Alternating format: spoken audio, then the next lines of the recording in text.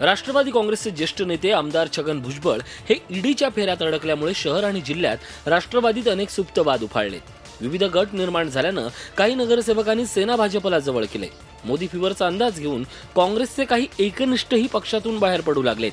या सगळ्याचा ओढा भाजप आणि शिवसेनेकडे आहे. शेवटी अनेक लोक भारतीय जनता पार्टीमध्ये प्रवेश करत आहे. मोदी सरकारचं काम, महाराष्ट्राचे मुख्यमंत्री देवेंद्रजी फडणवीसचं काम, जिल्ह्यामध्ये गिरीश महाजनांच्या माध्यमातून झालेलं काम, आम्ही तिन्ही आमदारांनी केलेलं काम, या सगळं बघून सगळे लोक भारतीय जनता पार्टीमध्ये येत आहे.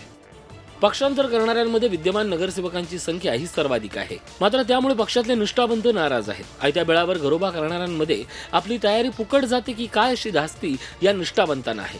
त्यामुळे यातल्या काही जणांनी उमेदवारी न मिळाल्यास स्वतंत्रपणे मैदानात उतरण्याची तयारी सुरू केली आहे. निष्ठावंतांना डावलल्यास पक्षाला मोठा धक्का बसू शकतो अशी चर्चाही जोर धरते. 2-3 जणांनी स्वतःच पॅनल डिक्लेअर करून फोटो छापून प्रचार सुरू केला.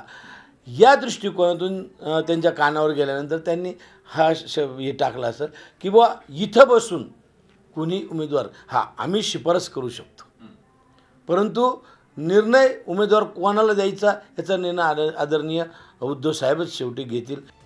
संकट समयी पक्षाची साथ न सोडणाऱ्यांना पक्षानं धक्का दिल्यास पक्षाचीच विश्वासार्हता धोक्यात येण्याची शक्यता जास्त आहे. योगेश खरे, झी मीडिया, नाशिक. झी 24 तास रहा एक पाऊल पुढे.